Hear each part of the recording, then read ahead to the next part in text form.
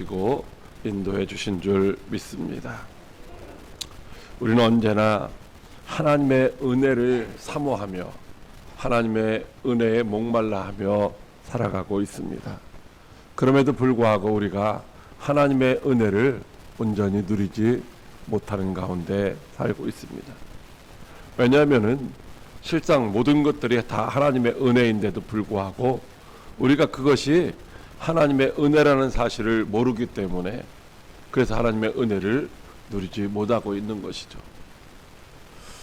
어저께도 보니까 날씨가 상당히 추운데 이 햇빛이 쪼이는 곳에 있으면은 그래도 따뜻하더라고요. 여러분, 이 햇빛이 우리에게 주어지지 않는다면 우리가 어떻게 살아갈 수가 있겠습니까? 때로는 매서운 바람이 이제 살을 에우는 것 같지만은 그러나 가을바람이나 봄바람이 불어올 때 우리가 또 시원함을 느끼면서 살아가게 되는 것이죠. 비가 오는 것도 때로는 눈이 오는 것도 불편하지만은 눈이 오고 비가 오기 때문에 우리가 살아갈 수 있는 것이죠. 모든 것이 다 하나님의 은혜라는 거예요. 어떤 때는 불편한 것 같지만 어떤 때는 없으면 좋을 것 같지만 그것들은 반드시 우리에게 있어야 될 하나님의 선물인 줄로 믿으시길 바랍니다. 그래서 우리는 하나님의 은혜가 아니면은 도무지 살아갈 수 없는 존재들입니다. 그러므로 저와 여러분은 항상 하나님의 은혜를 누리며 살아가야 되는 거죠. 어떻게 하면 우리가 하나님의 은혜를 누리며 살아갈 수가 있을까? 오늘 말씀은 마리아를 통한 예수님의 탄생을 예고해 주는 장면입니다. 하나님의 보내심을 받은 가브리엘 천사가 갈릴리 지방의 나사렛이라고 하는 작은 동네에 살고 있는 가난한 처녀 마리아를 찾아갔습니다. 똑똑 문 밖에서 이제 들려오는 노크 소리에 귀를 기울이고 있는데 천사가 마리아에게 말해주기를 은혜 받은 자여 평안하라 라고 하는 것입니다. 그러면서 덧붙이기를 주께서 지금 너와 함께 하신다는 것입니다. 이 말을 들은 마리아는 어리둥절했습니다. 아니, 지금까지 천사가 자기를 찾아올 것이라고 생각해 본 적도 없습니다. 이전에 찾아온 적이 없었어요. 그런데 천사가 찾아와서 주께서 너와 함께 하신다. 여기 주라는 것은 하나님이 너와 함께 하신다는 말씀입니다. 가난한 동네에서 비천하게 살아가는 처녀, 시골 처녀 마리아에게 하나님이 함께 하신다는 거예요. 여러분, 하나님이 함께 하시는 것을 구약적인 배경에서 사람들이 이제 잘 이해하지를 못해요. 하나님이 함께 하시면 사람들은 뭐요? 두려움 왔어요. 왜? 잘못하면 죽을 수 있으니까. 하나님이 갖게 하는 것을 두려워서 신의 광야에서 하나님이 강림하실 때에 백성들은 모세에게 당신이 가서 하나님 만나세요. 우리는 가까이 하지 못합니다. 라고 말했던 것이죠. 어떻게 주께서 자기와 같은 비천한 여인에게 함께 하실 수 있단 말인가? 여러분, 그럼에도 불구하고 결과는 어떻게 됐습니까? 그 마리아는 예수님을 잉태하였고 예수님을 출산하는 그런 축복의 주인공이 되었던 것입니다. 이방인의 땅이라고 멸시받던 갈릴리 나사렛의 작은 마을 시골 처녀 마리아는 하나님이 인간의 몸으로 이 땅에 오시는데 귀하게 쓰임받는 은혜의 도구가 되었던 것입니다. 어떻게 그렇게 될 수가 있었을까요? 오늘 저와 여러분들은 어떻게 하나님의 은혜의 도구로 쓰임 받을 수가 있을까요? 첫째로 은혜를 입은 줄 알라고 하십니다. 누가복음 1장 28절 말씀입니다. 그에게 들어가 이르되 은혜를 받은 자여 평안할지어다. 주께서 너와 함께 하시도다 하니 아멘. 여기 나사렛이라고 하는 동네는 사실상 이 아수르의 공격을 받고 할 때에 그 적들에 의해서 남자들은 거의 다 붙들려 가고 남아있던 여자들은 다 겁탈당한, 그리고 그곳에 이제 아수르 이방 사람들이 와서 들어와서 살면서 다 혼혈이 되고 그런 지역이죠. 정말로 사람 취급을 못 받는 그런 사람들이 다 살고 있는 아주 가난한 동네입니다. 거기에 요셉이라고 하는 청년과 정혼한 처녀가 바로 마리아인데, 이 정혼이라고 하는 것은 우리로 하면 약혼보다 조금 더 강한 것이죠. 정혼했으면 실질적으로 부부예요. 실질적으로. 다만 육체적인 관계는 하지 않아요. 법적으로는 이제 부부와 같지만은 육체적인 관계는 하지 않는. 그래서 정혼하고 나면은 1년 이내에 결혼을 하게 되는 이런 상태인 것이죠. 그때 하나님께서 가브리엘 천사를 마리아에게 보내셔서 이제 말씀해 주시는데, 이 가브리엘 천사가 하는 일이 뭐냐면은 좋은 소식, 기쁜 소식을 전하는 역할을 하는 천사입니다. 그런데 그 가브리엘 천사가 와서 하는 말이 평안하라, 은혜 받은 자요 라고 하는 것이죠. 이 평안하라고 하는 이 말은 사실상 기뻐하라는 말입니다. 기뻐하라. 왜 기뻐해 드리냐? 은혜를 받았기 때문에. 은혜. 여러분, 은혜가 뭔지 아시잖아요. 은혜라고 하는 말의 원래는 이게, 은혜는 돈 주고 사는 게 아니에요. 거저 값없이 받는 거잖아요. 원래 의미는 좋은 것이라는 거예요. 좋은 것을 거저 받으니 기쁘고 좋지 않겠습니까? 여러분, 이 성탄절에 여러분들 뭐 선물을 하기도 하셨고 선물을 받기도 했을 거예요. 근데 무엇이든지 오늘 뭐 주일학교도 보니까 선물 나눠주더라고요. 받으면 좋은 거죠. 그래서 은혜 받는 것은 좋은 일입니다. 은혜 받을 자격이 있어서 받는 게 아니라 받을 자격이 없는데도 불구하고 거저 받는 것이 은혜입니다. 그래서 은혜를 입으면 당연히 기뻐해야 되는 것이죠. 근데 오늘 마리아는 어땠습니까? 마리아가 은혜 받은 것은 바로 하나님이 함께 하시는 은혜라는 거예요. 여러분, 하나님이 함께 하신다. 이거 대단한 일이 아니겠습니까? 그런데 그 당시 하나님이 함께 하신다고 하는 것은 거룩하신 하나님, 그 하나님이 죄인인 정말로 보잘것없는 자신과 함께 하신다고 할 때에 이것은 두려운 일인 거예요. 겁나는 일이죠. 그 앞에서 뭔가 조금만 잘못하면은 죽을 수 있는 그런 일이라는 거예요. 뭐 임금님의 절대 권력을 가진 임금의 자녀들은 어떻게 뭐 좀 편안할지 모르지만은 그렇지 않은 사람들은 그 앞에서 어떻게 해요? 두려워하고 불안해하죠.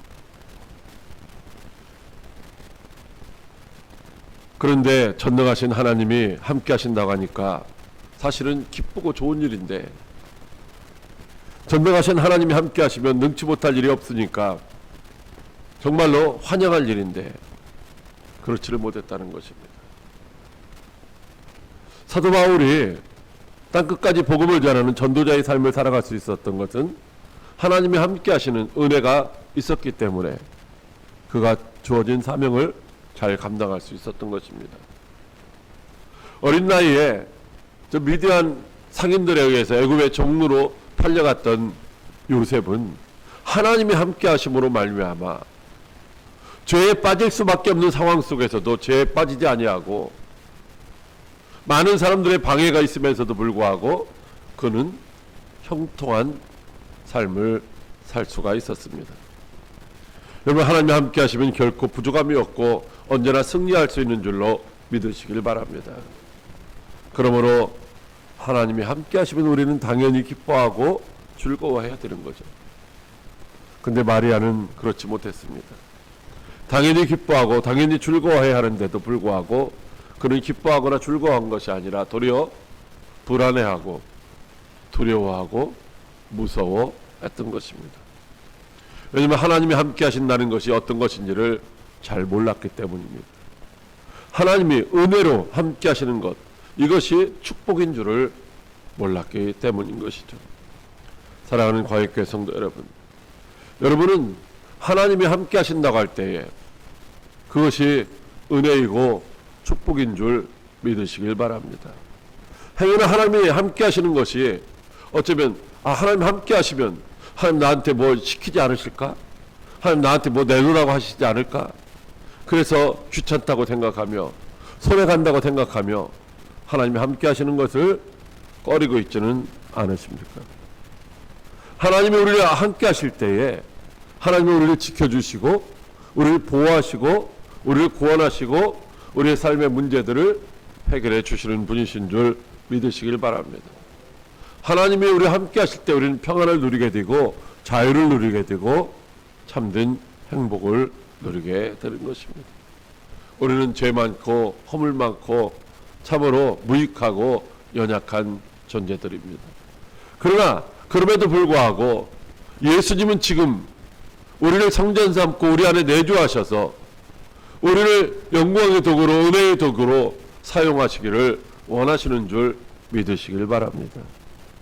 마리아는 하나님의 은혜로 정말로 비참한 보잘것없는 여인이었지만 하나님의 은혜로 예수님을 모시고 예수님을 잉태하고 예수님을 출산함으로 세상에 드러나는 그런 축복의 주인공이 된 줄로 믿으시길 바랍니다.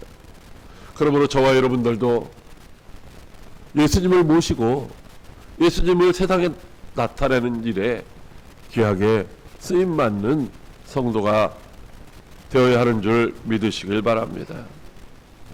둘째로 이해할 수 없는 일들이 우리 가운데 있다고 하십니다. 누가복음 1장 34절 말씀입니다. 마리아가 천사에게 말하되 나는 남자를 알지 못하니 어찌 이 일이 있으리까. 아멘. 하나님이 마리아에게 은혜를 입었으니 평안하고 기뻐하라고 말씀하십니다. 그리고 처녀인 마리아에게 내가 잉태하여 아들을 낳을 것이라고 하십니다. 그런데 하나님께 은혜를 입은 이 마리아는 기쁨도 없고 평안도 없어요. 도리어 깜짝 놀라서 도대체 이런 일이 어떻게 나한테 일어날 수 있지? 하고 두려워하고 무서워하는 것이었습니다. 마리아는 그 천사가 가브리엘 천사가 하는 말을 전혀 이해할 수가 없었습니다. 알아들을 수가 없었어요. 왜? 마리아는 요셉과 정혼을 했지만 남자를 모르는 그런 처녀였어요. 근데 처녀가 아들을 낳을 것이라고 하니 그것을 자기의 지식이나 자식의 경험이나 그 어떤 것으로도 이해할 수가 없는 거예요. 그것도 더군다나 이스라엘을 다스릴 그런 야곱의 집을 다스릴 다윗의 왕위를 가진 그런 왕을 낳는다라는 거예요. 마리아가 지금 왕족도 아니에요. 예언되어 있는 베들레헴에 사는 것도 아니에요. 지금 모든 권력자들이 집중되어 살고 있는 예루살렘에 사는 것도 아니에요. 수치스러운 땅, 그 나사렛이라고 하는 동네에서 살고 있는 마리아. 왕을 낳는다는 것은 이해할 수도 없고 거기다가 아들을 잉태하고 낳는다는 것은 도무지 그의 생각으로는 상상할 수도 없는 일입니다. 처녀가 아이를 잉태하였다면 당시의 법으로 돌에 맞아 죽는 것입니다. 그리고 만약에 그것이 요셉에게, 정혼한 요셉에게 알려진다면 당연히 파혼당하고 쫓겨나게 되는 것이죠. 그래서 그는 무서워하고 두려워하고 있는 것입니다. 어찌해서 이런 일이 나한테 있을 수 있느냐고 원망 섞인 불평을 늘어놓고 있는 것이죠. 여러분, 예수님의 제자들이 예수님을 만나고 예수님을 따랐습니다. 예수님의 말씀이 다른 사람의 말과 같지 않았죠. 예수님이 행하시는 일들이 귀신을 쫓아냅니다. 군대 귀신도 쫓아내요. 병을 고쳐줍니다. 눈먼 자도 보게 하고 말 못하는 자도 듣게 하고, 심지어는 바람과 파도도 잔잔하게 하시고, 보리떡 5개와 물고기 2마리를 가지고 5,000명이 넘는 많은 장정들을 다 먹이기도 남으시고, 심지어는 죽은 사람도 살리셨습니다. 그래서 제자들은 예수님 따라가면은 한때가 있을 것이라고, 예수님이 이스라엘 다스리시는 왕으로 등극하면 자기들은 이제 좌우편에 앉아서 천하를 호령하게 될 것이라고, 그런 기대감을 가지고 모든 것들을 다 버려두고 모든 것들을 다 뒤로 하고 오직 예수님을 따라가는 일에 올인했던 것입니다. 그런데 어느 날 갑자기 예수님이 순환을 당하시고 죽임당하신다는 거예요. 아니, 그런 일이 있으면 안 되는데, 그렇게 될 수가 없는데, 예수님은 누구든지 다 물리치실 수가 있는데 어떻게 예수님이 죽으신단 말인가? 그것도 저주의 십자가에 달려서 죽으신단 말인가? 그럼 우리는 뭐가 돼? 절대로 그런 일은 있으면 안 돼. 그래서 베드로는 안 돼요. 주님 안 됩니다. 그런 일이 있으면 안 됩니다. 그런 일이 있으면 내가 절대로 막아설 겁니다. 라고 말을 했었죠. 그런데 어떻게 됐습니까? 예수님은 십자가에 달려 죽으셨습니다. 여러분, 그래서 예수님이 십자가에 달려 죽으실 때에 12명의 제자들은 다 도망가고 무서워했습니다. 아니, 이런 일이 어떻게 일어날 수 있어?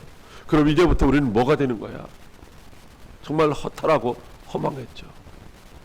그래서 실망하고 고향으로 돌아갔습니다.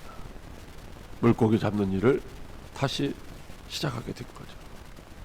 그러나 그것은 온 인류의 죄를 대속하시려는 하나님의 방법이었던 것입니다. 사랑하는 광역교회 성도 여러분, 우리가 살아가는 이 세상에서 우리가 이해할 수 없는 일들을 우리가 직면하게 됩니다. 어째 이처럼 힘들고 어렵고 불행한 일이 하필이면 나한테, 왜 나한테 이런 일이 일어난단 말인가? 그래서 답답해하고 좌절하고 절망하고 두려워하기도 하는 거죠. 코로나가 찾아와서 우리를 힘들게 하고 두렵게 할 때 어쩔 수 없이 받아들였지만 왜 이런 것이 일어날까? 그래서 코로나 진원지라고 중국의 사람들을 원망도 하고 불평도 했죠. 여러분, 우리가 원치 않는 고통 가운데 하나님이 살아계시고 하나님은 다 들어주신다고 해서 열심히 기도하고 새벽에도 기도하고 철야도 기도하면서 하나님 들어주실 줄 믿고 믿음으로 살아가는 경우도 있어요. 예수 잘 믿으면은 하나님이 복 주신다며. 근데 내가 열심히 주일 성수하고 11조 생활도 하고 먹고 싶은 거 안 먹고 놀러 가고 싶은데 안 가고 열심히 신앙생활하고 헌신하고 봉사했는데도 내가 원하는 것들이 이루어지지 않고 도리어 원치 않는 고난이, 고통이 우리를 찾아올 때가 있다는 것입니다. 그러나 주님은 우리에게 말씀하십니다. 낙심하지 말라는 것입니다. 원망하지 말라는 것입니다. 왜? 하나님이 여전히 우리와 함께 하시기 때문입니다. 하나님이 함께 하시는 은혜로 우리와 함께 하시기 때문에 이해할 수 없어도, 받아들일 수 없어도 뭐 하라는 거예요? 믿으라는 거예요. 하나님이 함께 하시니까 언젠가는 함께 하시는 하나님이 해결해 주실 줄로 믿고 따라오라고 말씀하시는 줄 믿으시길 바랍니다. 셋째로, 그래서 믿고 순종해야 한다고 하십니다. 누가복음 1장 38절 말씀입니다. 시작. 마리아가 이르되 주의 여종 이오니 말씀대로 내게 이루어지이다 하매 천사가 떠나가니라. 아멘. 남자를 모르는 마리아가 잉태한다는 일, 그거 결코 감당하기 쉽지 않은 일입니다. 여러분에게 그런 일이 일어난다면 할렐루야 하면서 좋아하시겠습니까? 세상에 어찌 이런 일이 일어날 수 있느냐고 하겠죠. 약혼한 요셉에게 버림받는 것은 말할 것도 없거니와 부정한 여인이라고 사람들에게 돌팔매질 맞고 쫓겨나는 수치스러운 일인 것이죠. 그가 정혼한 요셉과 이제 결혼해서 행복한 가정을 꾸미려고 했었던 그런 꿈은 산산조각 나버리는 것입니다. 그런 일이 저와 여러분에게 일어난다면 우리들도 그러겠죠. 하필이면 왜 많고 많은 사람들 중에 왜 나에게 그런 시련이, 왜 나에게 그런 고난이, 왜 나에게 이런 어려움이 찾아왔는가 라고 원망하고 불평하고 때로는 하나님을 멀리하는 경우들도 있습니다. 그리고 믿고 싶지 않아서 절대로 안 돼, 나한테는 이런 일이 있을 수 없어 하며 부정하고 소리칠 수도 있을 것입니다. 근데 오늘 본문의 마리아가 어떻게 했을까요? 물론 마리아도 도대체 이런 일이 어떻게 나한테 일어날 수 있느냐라고, 어떻게 처녀가 잉태해서 남자를 알지 못하는데 아이를 낳을 수 있느냐라고, 그럼 나는 어떻게 되는 거냐고 원망하고 불평하기도 했습니다. 그런데 천사 가브리엘을 통해서 들려주시는 하나님의 말씀, 대저 하나님의 모든 말씀은 능하지 못하심이 없느니라는 그 말씀을 들었을 때에 마리아는 그 앞에서 주의 여종이 오니 말씀대로 내게 이루어지이다라고 순종한 줄로 믿으시길 바랍니다. 마리아가 그 말이 이해가 돼서 순종한 것은 아니에요. 마리아가 그것을 받아들였을 때에 자기한테 있을 어떤 고난과 시련과 이 고통을 몰라서 그걸 받아들인 것이 아니라는 거예요. 그럼에도 불구하고 그는 그것을 받아들였어요. 주의 여종이 오니 말씀대로 내게 이루어지기를 원한다고 한 거예요. 여러분, 저와 여러분 같으면 과연 그렇게 대답할 수 있을까요? 우리에게 어떤 일이 주어졌을 때, 집사님이, 권사님이 혹은 장로님이 누군가가 이 일을 해야 됩니다라고 했을 때, 아니 그거 왜 꼭 내가 해야 됩니까? 왜 그 일을 나한테 맡깁니까? 우리는 그렇게 대답할지도 모르죠. 자신이 감당해야 될 큰 고통과 그런 시련도 마다하지 않고 하나님의 뜻이라면 그 뜻이 내게 이루어지기를 원합니다라고 그렇게 우리가 말해야 되는데 그렇지 못하다고 하는 것이죠. 여러분, 마리아가 주의 말씀대로 내게 이루어지기를 원합니다라고 고백할 수 있었던 이유가 무엇인지 아십니까? 그것은 마리아 자신의 인생이, 자신의 생명이, 자신의 삶이 자기 것이 아니라 하나님의 것이라는 사실을 알았기 때문입니다. 그래서 그는 고백하기를, 나는 다만 주의 여종일 뿐입니다. 하나님은 내 삶의 주인 되시고 나는 하나님의 만드신 자, 그래서 하나님의 영광을 드러낼 자라고 하는 그런 고백이 있었기 때문인 것이죠. 내 삶이 내 중심이 아니라 하나님 중심으로 살아가는 그런 믿음의 자리에 있었기 때문에 가능하다는 것이죠. 자신의 생명도 물질도 시간도 몸도 모든 것이 내 것이 아니라 주의 것입니다 라고 하는 그런 믿음이 있었기 때문이죠. 그래서 그는 다만 나는 주의 종입니다. 주의 종이니까 주인이신 주님의 뜻이 이루어지기를 원합니다라고 그렇게 고백하며, 어쩌면 죽을 수도 있는데도 그 죽음도 불사하고 하나님의 말씀이 자기에게 이루어지기를 순종한 줄로 믿으시기 바랍니다. 예수님도 결코 쉽게 감당할 수 없는 십자가 죽음의 잔을 마셔야 할 때에, 내 아버지여, 만일 할 만하시거든 내게서 이 잔을 지나가게 하옵소서. 그러나 나의 원대로 마옵시고 아버지의 원대로 되기를 원합니다라고 그렇게 고백했습니다. 여러분, 십자가의 고난이, 십자가의 죽음이 결코 쉬운 일이 아닌데도 불구하고 그것을 어떻게 받아들일 수가 있었는가? 그것은 바로 예수님 자신이 이 땅에 오신 목적이 자기 일을 하기 위함이 아니라 하나님 아버지의 일을 하기 위하여 오셨다는 것을 잘 알고 있었기 때문인 것입니다. 예수님은 그렇게 그 십자가의 고난을 순종으로 받아들여서 결국에는 부활의 영광스러운 자리에 이르게 된 줄로 믿으시기 바랍니다. 오늘 마리아도 죽기까지 순종함으로 말미암아 하나님이신 예수님을 잉태하는, 그리고 그 예수님을 세상에 드러내는 일에 귀하게 쓰임받는 축복의 주인공이 된 줄로 믿으시길 바랍니다. 여러분, 성경에 보면은 정말로 동방의 의인이라고 했었던 욥이 겪은 고난, 상상하고 싶지 않은 고난입니다.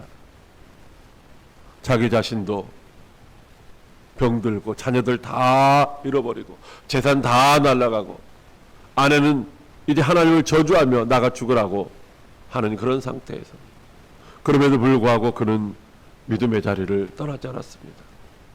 믿음으로 인내했습니다. 그랬더니만 하나님이 자기를 정금같이 사용하시려고 연단시키는 그 과정을 다 지난 이후에, 그가 고난당할 때는 왜 이런 고난이 임하는지 몰랐지만 모든 시간이 다 지난 이후에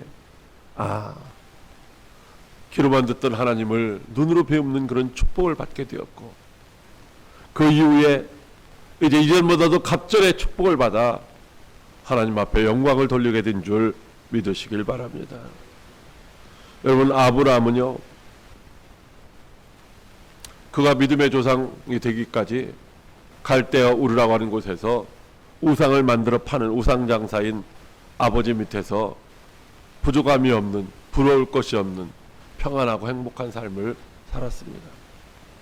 근데 어느 날 갑자기 내 본토 친척 아비집을 떠나라는 거예요.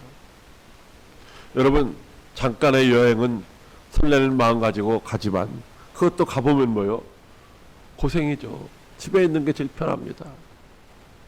그런데 갈 바를 알지 못해 어디로 가라는 건지도 몰라요. 목적지가 안 정해져 있어요. 그것이 좋은 곳인지 나쁜 곳인지 알 수 없어요. 그런데도 가라는 거예요. 아브라함은 갈 바를 알지 못했지만 하나님의 말씀에 믿음으로 순종해서 갔습니다.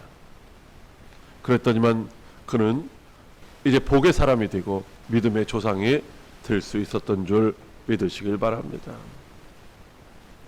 우리가 이해할 수 없는 상황에도 희생과 순종이 바로 축복의 통로인 줄 믿으시길 바랍니다.